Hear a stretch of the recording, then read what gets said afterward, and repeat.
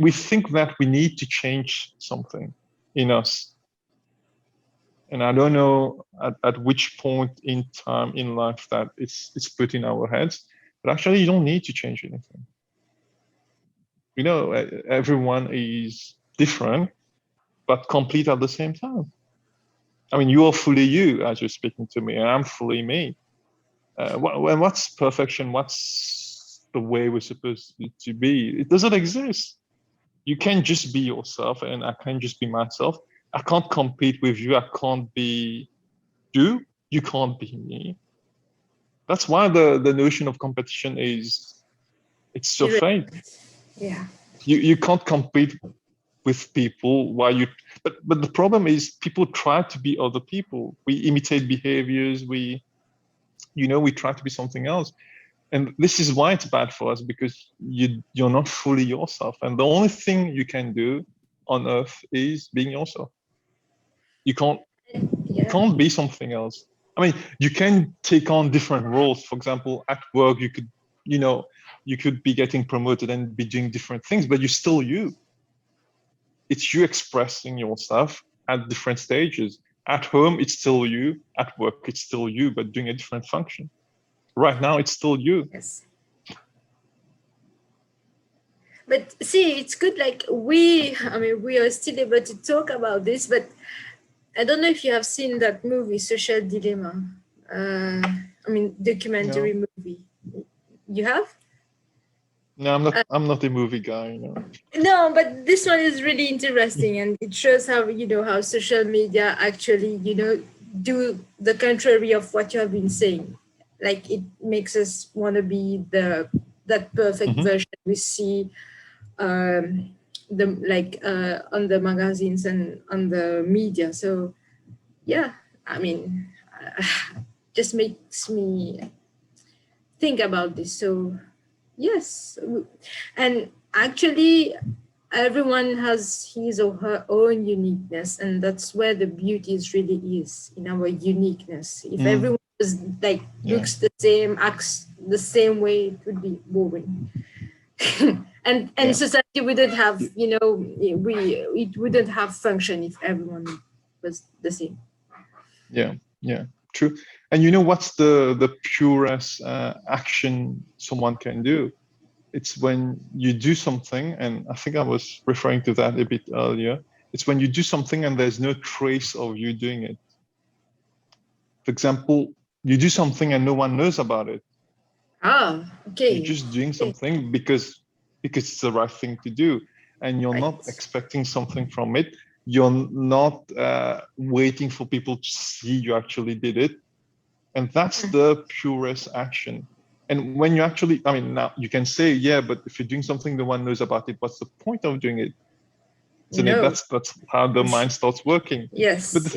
But the thing is, when you actually live like that, when you do things the right way, you're actually operating the way you should have always been operating. For example, you're acting as per your true nature. And this kind of action does not bring suffering. This is why when you actually offer like a gift to someone, you actually feel so good. Because actually you're doing what you should be doing as per your own nature. Everything else is man-made, where you do something for someone, then you expect something to come back. That's completely man-made by society, by different things. But every single action, even creation itself, I mean, if someone believes in a God, let's say, God created, I mean, I'm not a believer of God, I'm not a non-believer, but I'm just using it as an example. If you believe in God, then you believe that it was created. Everything else was created by God, right? So if God exists, then the whole creation was actually something done. But it was something given. So the universe was given, and then people are living in the universe. Now, if you try to map that in the way we behave as a society also, everything we create is actually given to people. Like, for example, the car I drive, it's been created, and the creator doesn't keep its creation for itself. I mean, it's sold to people so that they use it. So everything we do is actually giving. Okay, and it's actually called prajna paramita in Buddhism. So everything you do is actually given to others, and that's the highest level, the purest level in people. I mean, even the discussion we are having right now, we're going to broadcast it. It's being given to people, right? We are not expecting anything out of it. We're just doing it. And if we view even our work like that, it's like a service. It's something you do for people. When it becomes something which really has a purpose, it's very idealistic, but if it has a bigger purpose and you really feel that it's very pure when you're doing it, then every single thing becomes prajna paramita. I mean, every single thing becomes pure.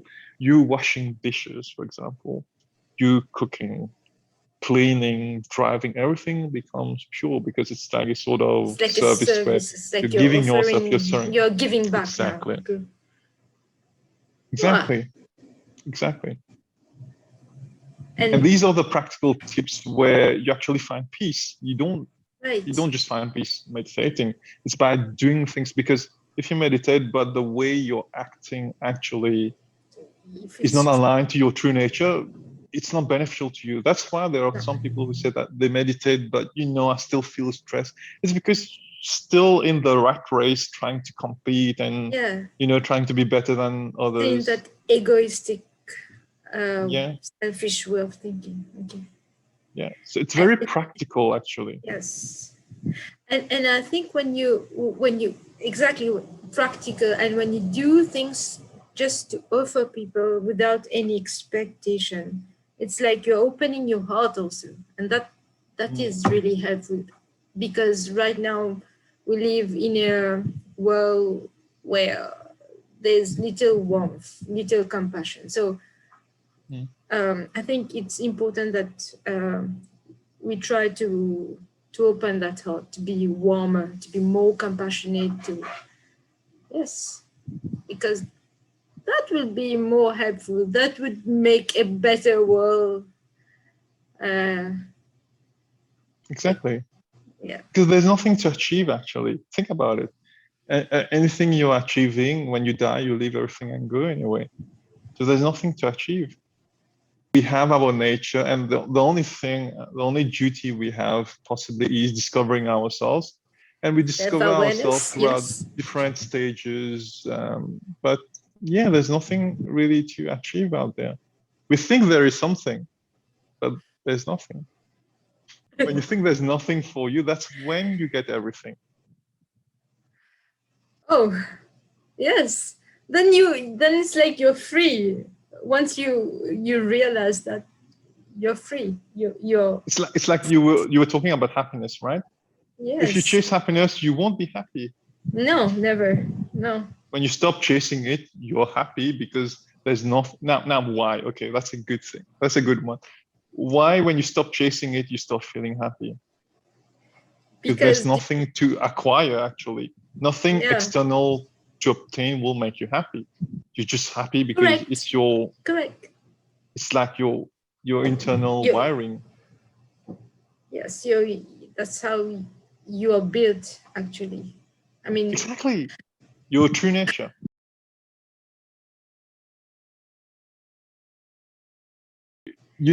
People say that they say positive affirmations every day. I do none of that. Okay. But I'm still happy, I'm still smiling the whole time. So it puts so much pressure, those positive affirmations. And sometimes you're like, okay, what do I really want to be? You're like, sometimes it makes you more confused than what you were really are. I mean, it's just making you, pushing you to have more desires. Okay, I am this. Okay, but come on, you're just you. Because it gives you the impression that you're not good enough. Actually, if you think about positive affirmation, you think you're incomplete. You actually need to fix something in you. Yeah. But actually, you don't need to fix anything. The more you're saying, I am confident, it's like inside you're, oh no, man. You're just Yeah, crying yeah. inside, right? It's important, but maybe the way it's practiced, it's a bit doubtful. For example, when you're feeling down, automatically something in your head tells you, no, I can do it. I can actually do it. Or when some people tell you, no, you won't be able to meet the deadlines, but deep inside, you know you can You meet know the you can deadlines. do it. So you don't Yes. need to say it 100 times to you. You just know it. It's part of you. So if someone has low self-esteem, then maybe they need to review the way they talk to themselves. That's true. Yeah. Yes. So some rewiring is needed. If, for example, you're saying a few things to you and they are negative, then you need to change the way you speak to yourself. So self-talk is important. But, waking up every day and saying a list of things to you, maybe it works for people. I'm not saying it's wrong, it just doesn't work for me. Yeah. And I think, like, I've been there, like, when you feel really down and you're trying to say those sentences, those phrases. Yeah, no, for me also it didn't really work. So and like as you were saying, true confidence is built up, and if you believe in yourself, that's it. I mean, you don't need to do all these things, but then it is important, to have the proper knowledge, also to probe inside, to read, and to apply it. Otherwise, if you just let life goes on without really thinking, I mean, without experiencing it in all its colors, so we won't grow, actually. Like what I'm trying to say, sometimes if you don't try to find the lesson out of all the bad experiences, for example, if you don't take out the lesson out of them, you don't grow. You just keep doing things the same way. So sometimes it is important to reevaluate what you have been doing so far. So True. We talk about the present moment, that only the present moment exists. Actually, it's true, but in the present moment, you've got the past. right, this is the Like right now, consequence. it's a present moment, right? Yes. It's the present moment right now. But when I look at you, actually, there's like a summation of everything that happened to you since your birth. And that Yes. creates the present moment. So in the present moment, there is the past. Now, if you really go back, your parents, the parents of your parents, and all your lineage, all of that actually formed you. So in the present moment, there's actually the past. All right. And we need to view the past with detachment, for example. We can't live in the past. So like you say, we need to learn the lessons and actually move on. And we need some direction for the future also. So we don't need to forget the past and just think the present moment exists. Whatever happened in the past has no effect. No, it has effect. For example, if someone punched you in the past, you're going to have the skull right now in the present moment, right? That's maybe a bad example. Sorry. Yeah. Okay. Yeah, I got it. But it's true. It's true, right? The present moment does not So maybe exist. one tooth is gone. Or, yeah, maybe. Yeah. So we once again we tend to talk too much about the present moment just being the present moment, but actually it carries the past with it. And in the present moment, you have the future also, because anything that will happen actually depends on your current mental state. Yeah, correct. So just being aware of this is enough, I would say. But all these don't happen, just by reading or just like this. You have to go through the through the downturns, and you have to go through all these life experiences. Otherwise, you don't realize it. You don't understand it. This is why, with with meditation, you actually need to read also. And this is why, for example, in Buddhism, you have the meditation as the backbone of everything. And then you have the Four Noble Truths, you have the Eightfold Path, you have the different sutras. It's not that you just learn them by heart. It's actually that once you meditate that state, what do you do with that state? Because, you know, I can keep that mindful state and become someone completely ruthless. For example, I'm so mindful that I don't feel anything, so I'm going to use that to destroy the emotions of people. It could happen. Think about, and that's why mindfulness is so dangerous. I don't know, I was talking to him about it, but you can practice mindfulness meditation and be like a super sniper. You just kill people without any emotions. You're so detached, you know? So we need to give direction to the practice. And this is why you have the different precepts, like you don't kill, you don't get involved in intoxication. And yeah, all these things are important because you need to give form to that practice. So it's important to learn, and it's important to know the bigger truth of the world, like impermanence. You need to constantly think about it. I mean, my mind is constantly thinking about impermanence. Everything that happens, let's say I'm making tea, so water becomes tea, and then you drink the tea, and it's constantly changing, right? Everything changes.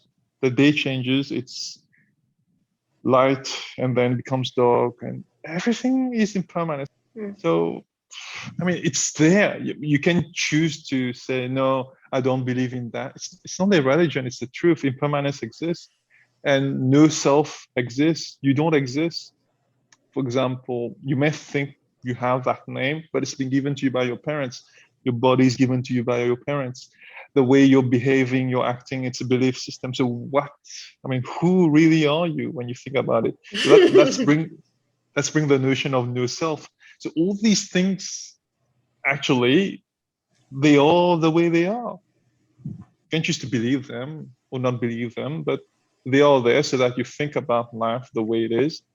And, you know, you try to live with the things happening to you in a peaceful way. That's it. When you see the bigger picture, it's like, oh, these small problems you're facing every day is like, nada, nothing.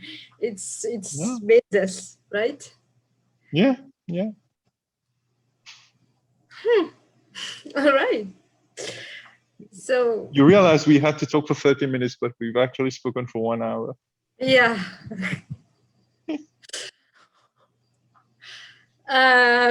So, but it was great. I mean, It was. like, so we talk on so many subjects, and I know. all of them were interrelated, actually. So, yeah. Because everything is one.